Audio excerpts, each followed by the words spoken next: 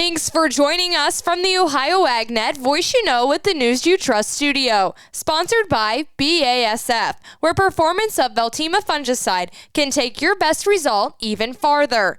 I am Allison Kinney. Crop production tools are facing staffing and other challenges at the EPA and USDA. Industry witnesses told the House Agriculture Committee this week. The EPA's Office of Pesticide Programs needs more hands. That from California rancher Don Cameron. EPA staffing issues directly impact the ability to move applications through the registration process in a timely manner. There simply aren't enough EPA staff to keep up with the workload. Terry Abbott, chairman of the Council of Producers and Distributors of Agrotechnology. Right now, over $500 million in CPDA member products are stuck in the EPA's regulatory backlog. In turn, CPDA strongly supports full funding for EPA's Office of Pesticide Programs, and we encourage continued improvements under PREA to strengthen transparency and predictability in the registration process. PREA refers to the 2004 Pesticide Registration Improvement Act. Grant funding cuts to universities and others working on crop tool development are another issue. Abbott says the bottom line hits farmers. The farmers in general, they're the ones that pay, right? Who's using the chemistries out there right now? We have new innovation, new greener chemistries, and it's all around public safety and stewardship and environmental stewardship. Separately, President Trump announced with few details tariff deals with Japan, Indonesia, and the Philippines, including more access for U.S. soybeans, wheat, and rice. Now let's check in with our weekly update from the Ohio Soybean Council and your checkoff dollars at work. Joining me today is Susan Watkins. Susan, a soybean farmer in Virginia, currently serving as secretary of the United Soybean Board and chair of the Demand Action Team. Susan, what are some of the different strategies the United Soybean Board has to tangibly create market demand? Well, one of our partners that we support is USAC, and that is our trade partner building new markets in overseas areas. And, I don't know that we'll ever have a China again. That was such a home run for us.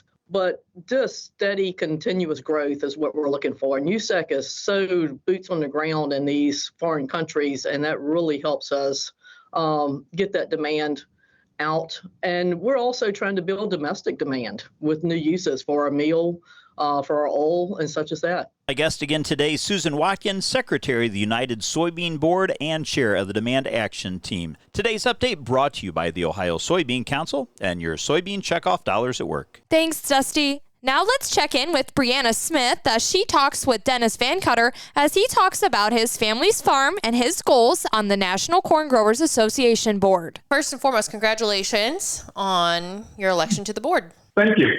You're very welcome. Denny, can you just tell me a little bit about your background and maybe a little bit about your farm? Fourth generation. We're up here in Putnam County. Farm corn, soybeans, wheat, raise hogs, and farm with my 3 sons. And why is it important to you to serve on a board? I guess they got asked to serve. And then, it's a way to make your voice heard. What are some things that you may hope to accomplish while you're on the board, either personally or professionally? Well, I think number one thing is to grow demand. Profitability today as a corn farmer, our profits are not very good. We got to try to grow demand for our product because it is a supply and demand issue. And the more you grow demand, the better the price will be. And one of the other things is, for them sons that are coming back to the farm. So we continue to have it profitable so they can come back and enjoy the life on the farm that I have enjoyed so far. So, them are the 2 main goals I have. What does it being elected to the NCGA board mean to you? To me, it's a little bit of an acknowledgement of the hard work that I've put in the past. I've been with Ohio Corn and Wheat for over 10 years, and I've served on a lot of NCGA committees. I've chaired a committee. I've built a lot of relationships with farmers throughout the country. I've done leadership roles in Ohio, and I thought this is the next step. That was Brianna Smith talking with Dennis Van Cutter. Be aware, ticks are there. As you head outdoors, remember to avoid tall grass, wear light-colored full-coverage clothing, and use EPA-registered repellent. Be sure to thoroughly check for ticks after you head in for the day.